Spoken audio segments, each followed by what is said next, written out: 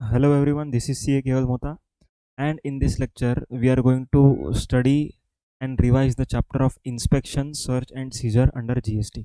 Okay, so let us write down the topic name first. Inspection,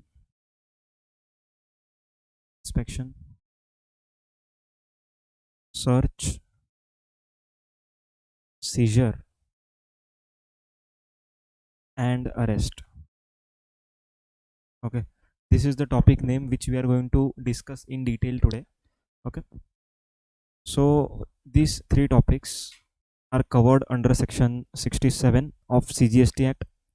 Arrest is covered under section 69, and in section 68 there are some prescribed documents to be carried by a person in charge of the conveyance, that is e-way bill, invoices, delivery challan, whatever the case may be. Okay, so that we have already covered in the chapter of documentation and e-way bill.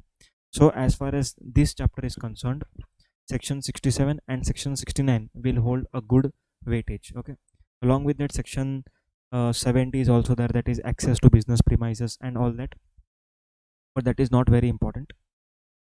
Along with the section 69, we have to do one more section, that is section 132. Okay, because section 132 governs the offenses. Okay, so for example, these particular offenses will be called as cognizable offenses. Okay, cognizable offense which will entail arrest and imprisonment provisions. Okay, and in case of some other offenses which are non-cognizable, it would be a bailable offense. Okay, so we will be learning at appropriate time. Okay, so let us come on the charts and understand it much better. Section 67 subsection 1, inspection.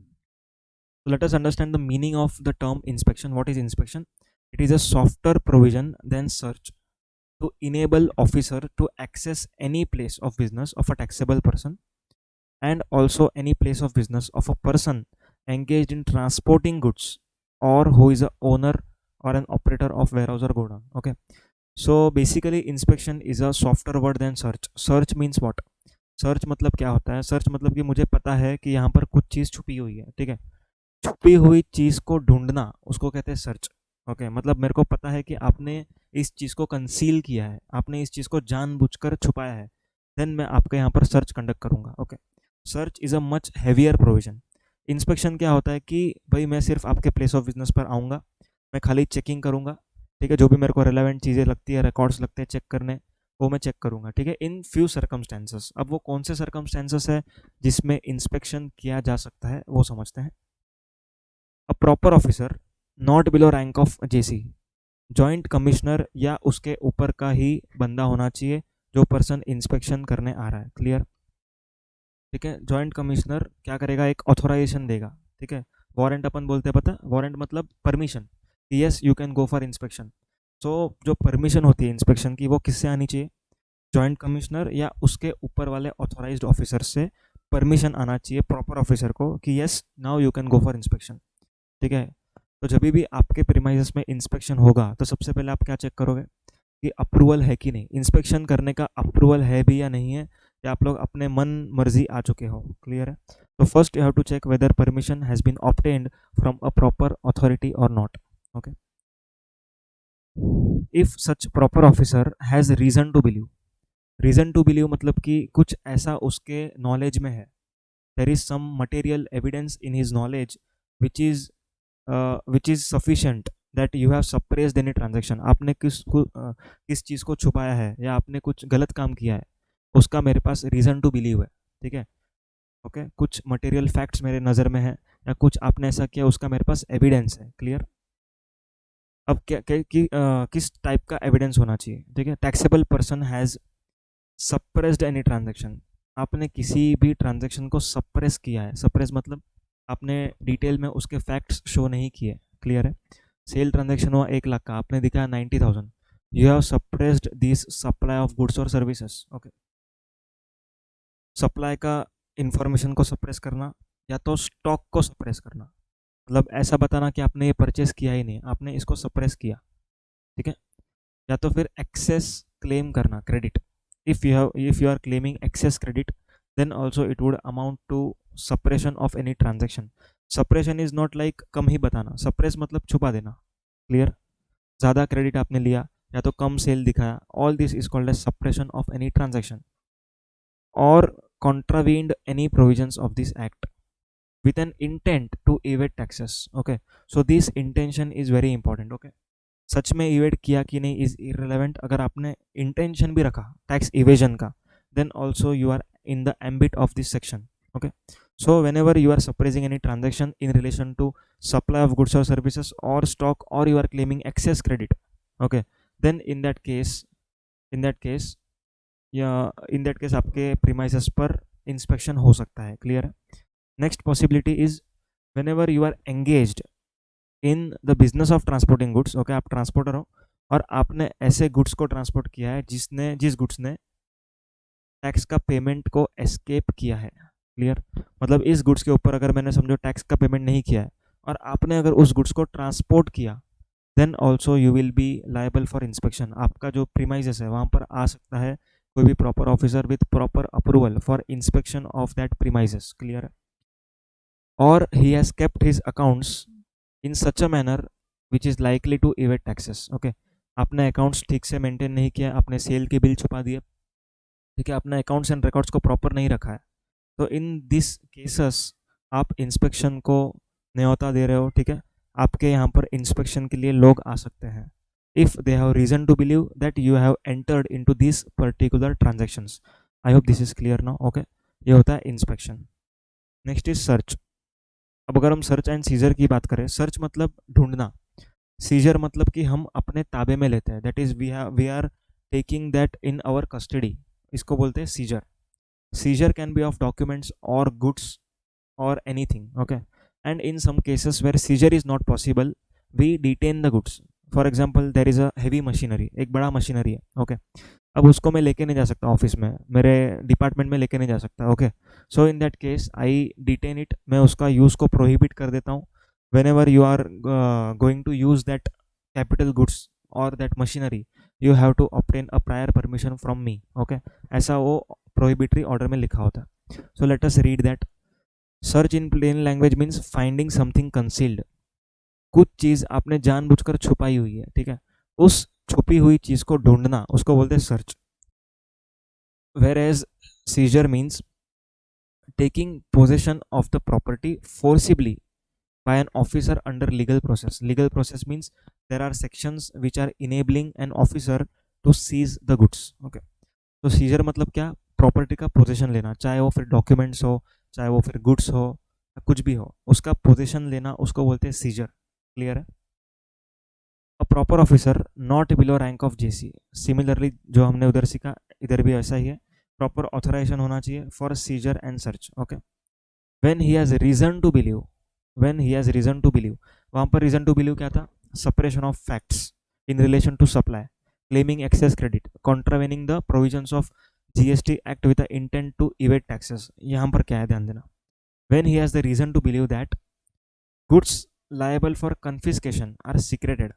आपने goods को कहीं पर छुपाया है, ठीक है, अगर आपके यहाँ पर छुपे हुए गुड्स मिल जाते हैं जिनका डिटेल्स आपने फर्निश नहीं किया, then those goods are liable to be seized. Okay, next is books of accounts और documents liable to be seized or secreted.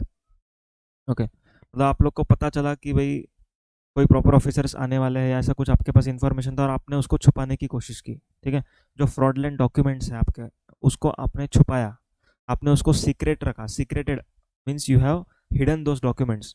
So in this cases proper officer can seize your goods और documents. Okay, however seized books of accounts shall be released within 30 days if not relied upon. Okay, 30 days of issuance of notice for search. जैसे ही आपको search का notice issue हुआ उसके 30 दिन के अंदर अंदर आपको बुक्स ऑफ अकाउंट्स, आप मतलब प्रॉपर ऑफिसर को बुक्स ऑफ अकाउंट्स वापस दे देना है. अगर अगर अगर रिलाय नहीं कर रहा है तो, मतलब फॉर एग्जांपल मेरे कुछ काम का ही नहीं है, कोई डॉक्यूमेंट मेरे कुछ काम का ही नहीं है, देन मैं क्या करूँगा, उसको मैं वापस दे दूंगा. समझ में आया. सो इन सिमिलर वे 30 डेज़ के अंदर अंदर प्रॉपर ऑफिसर ने टैक्सेबल पर्सन को उसका डॉक्यूमेंट्स वापस देना है, अगर वो डॉक्यूमेंट किसी भी प्रोसीडिंग में कुछ भी काम में नहीं आने वाला तो, क्लियर है. Next is powers and duties of officers during search और scissor.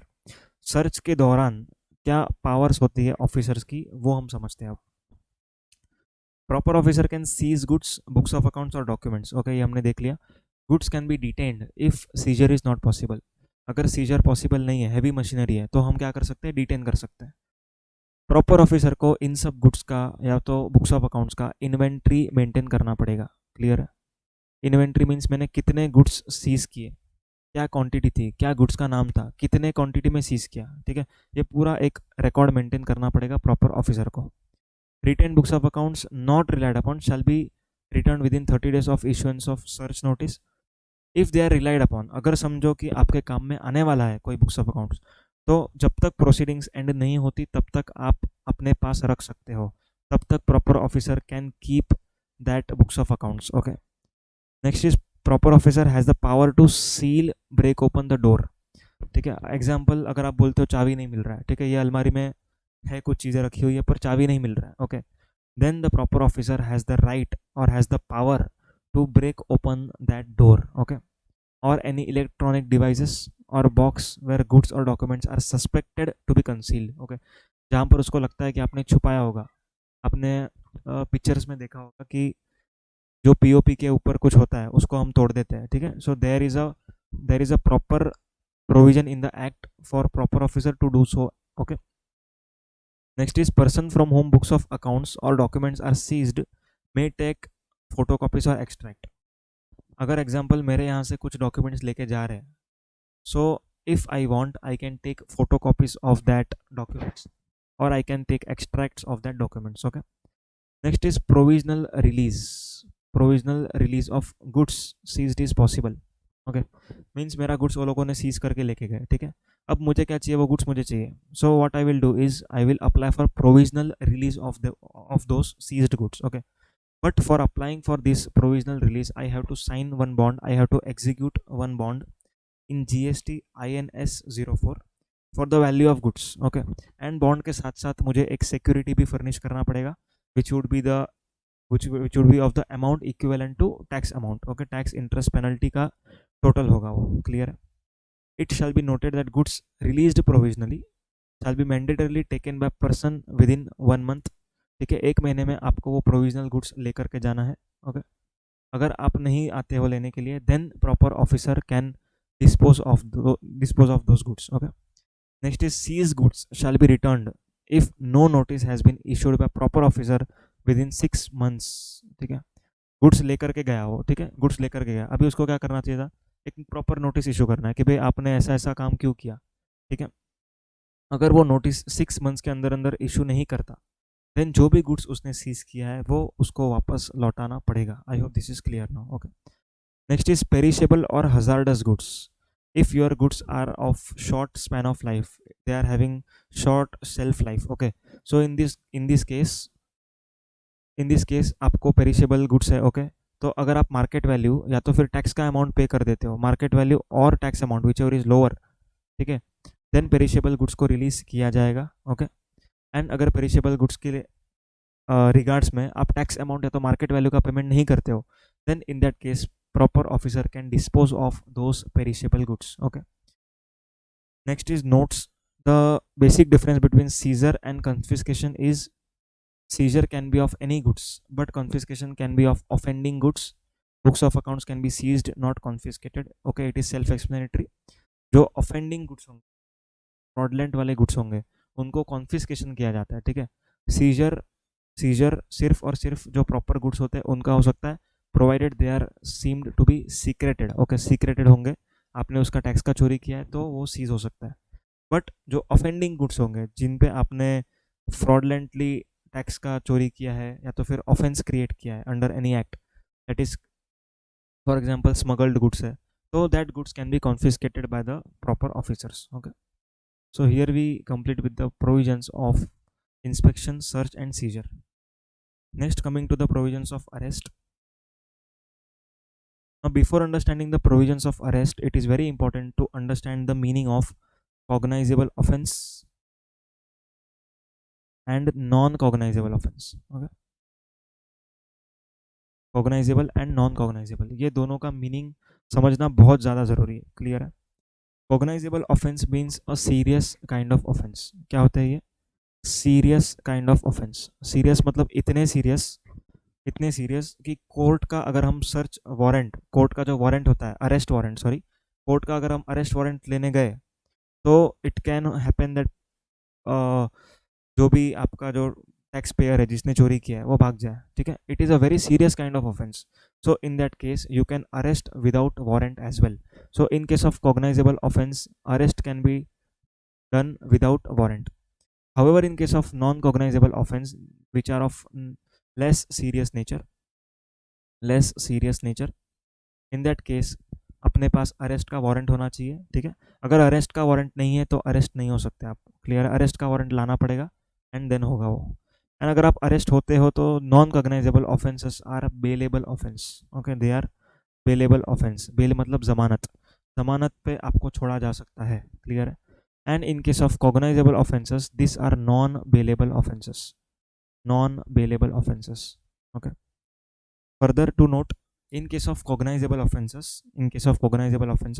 the person who is arresting you has to produce you to the magistrate within 24 hours of the arrest. ठीक है, आपको अगर कोई अरेस्ट करता है, ठीक है, for a cognizable offence, we will be learning what is cognizable offence, then in that case आपको 24 आवर्स में मैजिस्ट्रेट के पास प्रोड्यूस किया जाएगा. Okay, for the statement and for the statement recording. Clear है? So now let us understand what are the cognizable offence and non cognizable offence in GST. Okay, so as per section 69, यहाँ पर आप लोग को table दिख रहा है, flow chart दिख रहा है. ओके, इसको ना मैंने दो पार्ट में डिवाइड किया है. Offences of 132(1) ABCD, this are some specified offence, इनके लिए कुछ अलग प्रोविजंस है. Next one is offences from 132(1) E to L. ओके, E to L मतलब जो बचे हुए हैं वो सारे. अब इसके अंदर भी दो अलग है. ठीक है, इसके अंदर भी दो अलग है. Other than offences of F, G and J. अभी ये जो हम ABCD की बात कर रहे हैं वो नीचे हमने लिखा हुआ है. ABCD यहाँ पर आपको दिख रहा होगा, ABCD ये लाइन में है.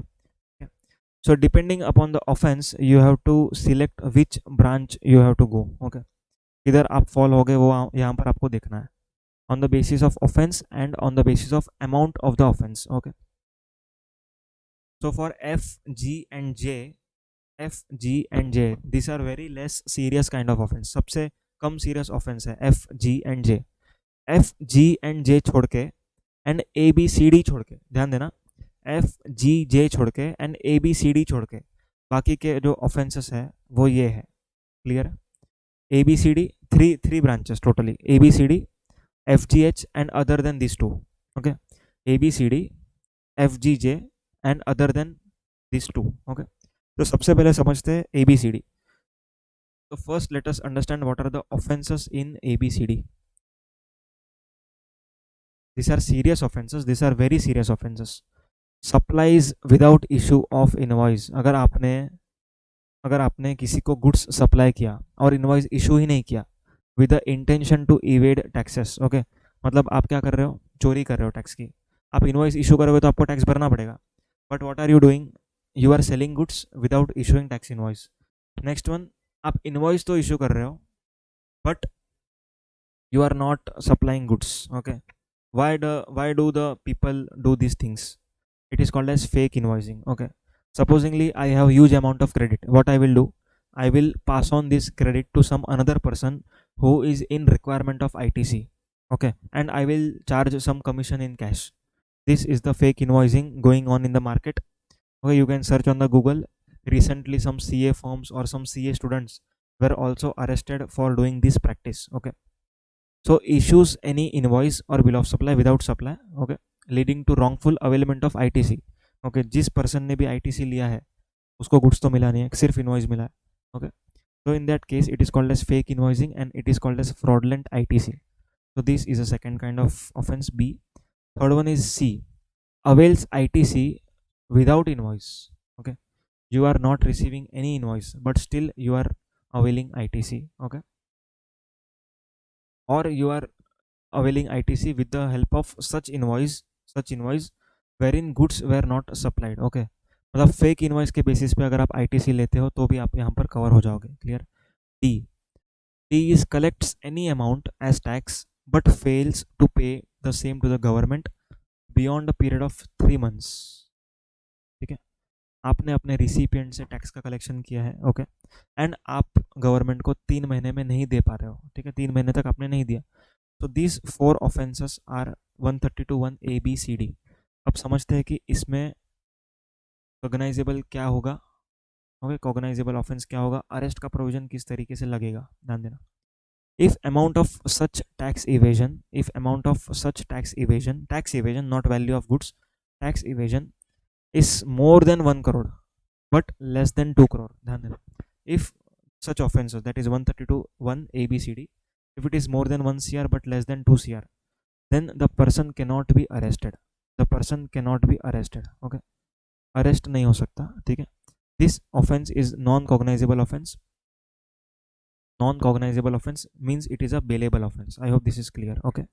However, if a person is not paying any fine, then imprisonment can be done up to 1 year, minimum 6 months. I hope this is clear.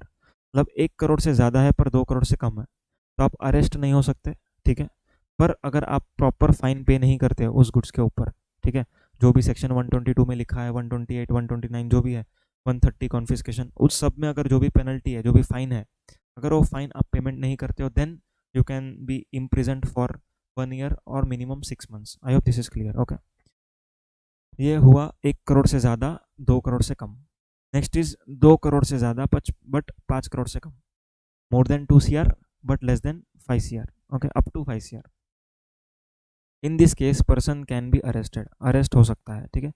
In simple words, if your offence of 132(1) ABCD is more than 2 CR, then you can be arrested, okay. If the offense of 132(1) ABCD is more than 2 CR, then a person can be arrested.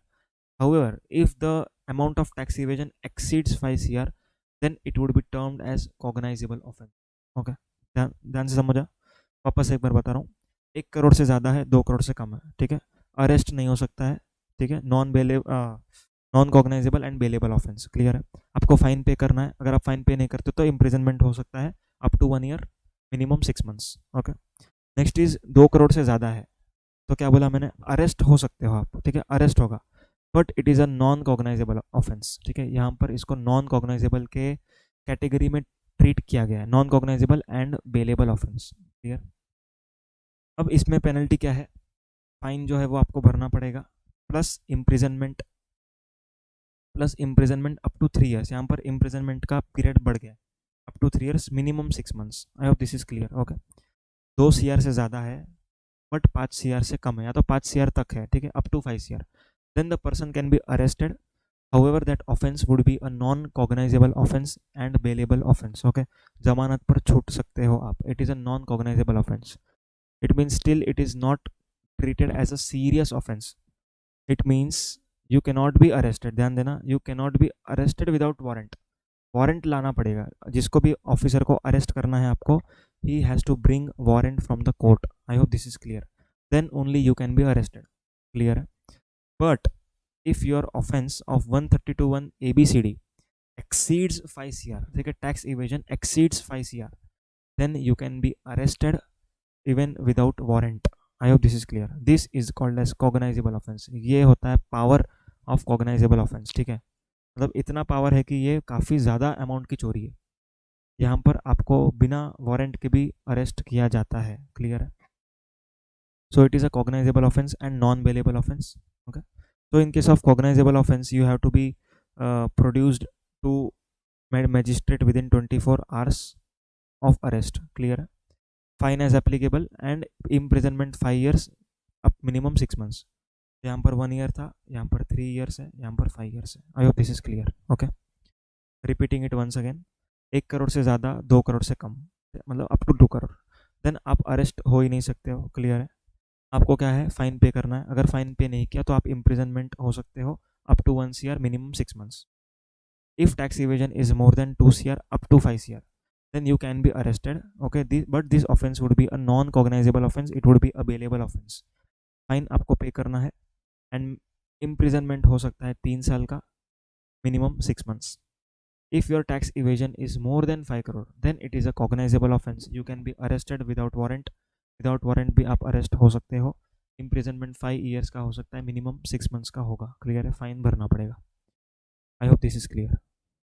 तो इन simple words 2 crore के ऊपर के offence of 132(1) ABCD उसमें आप अरेस्ट हो सकते हो. क्लियर है? बट अगर 5 करोड़ से ज़्यादा का टैक्स इवेजन है for 132(1) ABCD then it is a cognizable offence. I hope this is clear. Okay. Next branch is 132(1) F, G and J. F, G and J.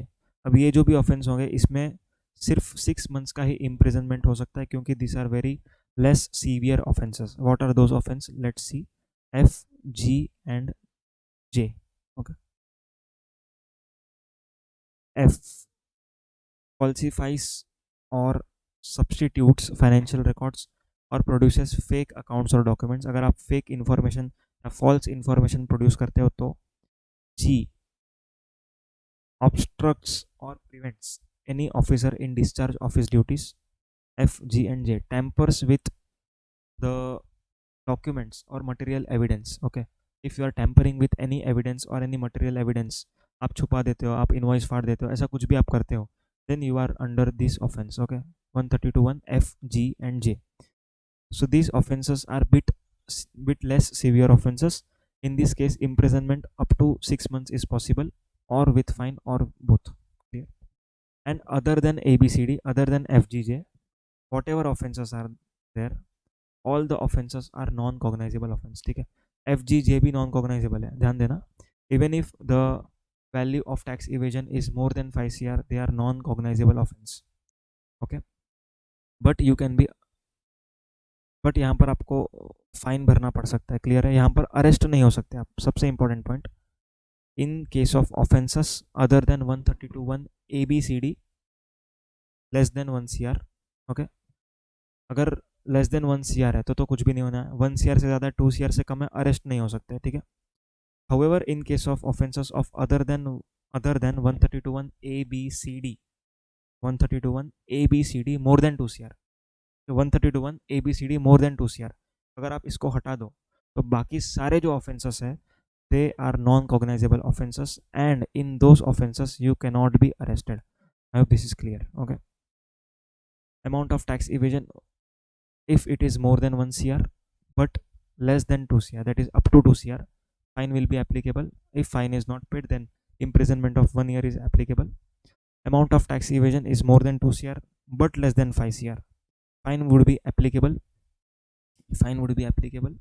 Imprisonment up to 3 years is there, minimum 6 months. अब यहाँ पर difference देखना, ये जो मैं circle कर रहा हूँ ये 132(1) ABCD का भी सेम पॉइंट को मैं सर्कल करता हूँ. ठीक है?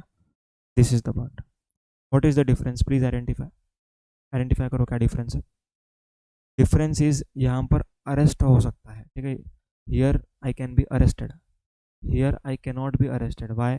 because my offense is of such a nature which is other than 132(1) ABCD. I hope this is clear. Okay.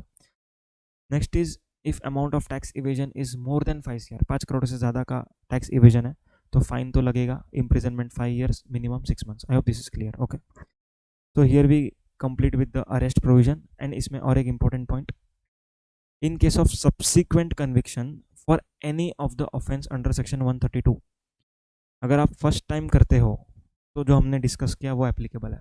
Okay, अगर आप सेकेंड टाइम कर रहे हो, ठीक है, ये आपने पहले भी कर चुके हो, फाइन पेनल्टी इम्प्रिजनमेंट सब हो गया. सेकेंड टाइम कर रहे हो, ठीक है, सेकेंड टाइम कोई भी मॉनिटरी लिमिट देखा नहीं जाएगा. ठीक है? No monetary limit would be seen. Okay, shall be punishable for second and every subsequent offense with the imprisonment of 5 years and fine. ठीक है? स्ट्रेट अवे 5 years का imprisonment हो सकता है with fine. क्लियर है? For subsequent offence, first offence है तो आपके पास ये सब रेमेडीज है, मॉनिटरी रेमेडीज. ओके, 1 करोड़ से कम, 1 करोड़ से ज़्यादा, 2 करोड़ से कम, 5 करोड़ से कम, ये सब रेमेडीज कभी है जब भी फर्स्ट टाइम कर रहे हो. सेकेंड टाइम जब भी होगा तभी बिना किसी मॉनिटरी लिमिट के क्या लग जाएगा? पनिशमेंट लग जाएगा, इम्प्रिजनमेंट लग जाएगा 5 years तक with fine. I hope this is clear. Okay, let us check out some important points. Cognizable, non-cognizable. Yes, we have already seen it. In case of cognizable offense, officer authorized to arrest shall produce him with magistrate within 24 hours. Yes, we have done it. Commissioner authorizes a person to arrest a person. Okay, ये हो गया. In case of non-cognizable or bailable offense, that is non-cognizable bailable offense, bail can be considered by assistant commissioner और deputy commissioner. ठीक है, ACDC bail consider कर सकते हैं. Tax evasion का मतलब यहाँ पर लिखा हुआ है पॉइंट नंबर 6 में, जो भी आपने टैक्स की चोरी की है, दैट इज आईटीसी अगर आपने गलत लिया है तो दैट गलत ITC would be termed as tax evasion. अगर आपने आउटवर्ड सप्लाई कम दिखाया है तो जितना भी कम टैक्स आपने पे किया है, जो भी आपने चोरी किया है टैक्स का, that would be called as tax evasion. Okay, I hope this is clear. This chapter is done with. Okay, thank you very much.